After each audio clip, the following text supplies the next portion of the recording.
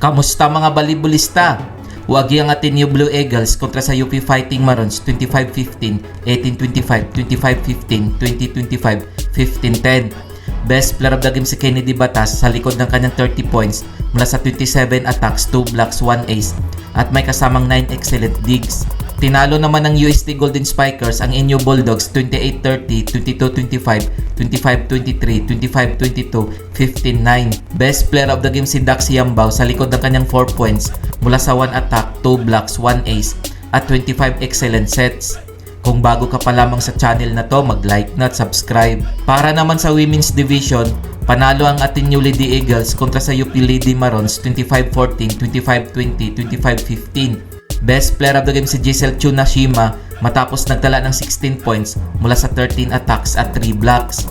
Pinataob naman ng NU Lady Bulldogs ang UST Golden Tigresses 23-25, 25-17, 25-21, 25-20. Best player of the game si Micaela Bilen matapos sumakot ng 24 points mula sa 21 attacks, 2 blocks, 1 ace na may kasamang 13 excellent digs at 10 excellent receptions. Heto ang mga laro ngayong April 3, 2024 na gaganapin sa Mall of Asia Arena.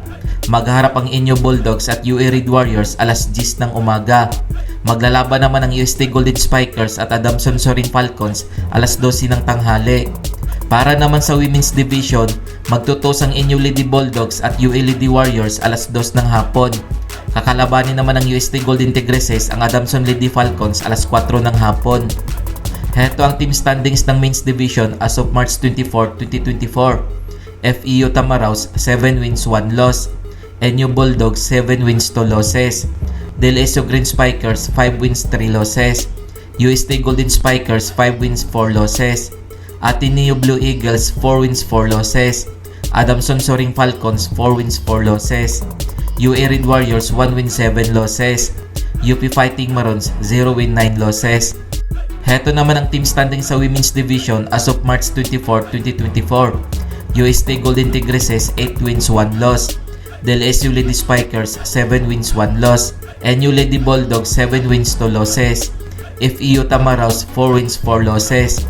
Ateneo Lady Eagles 3 wins 6 losses. UA Lady Warriors 2 wins 6 losses.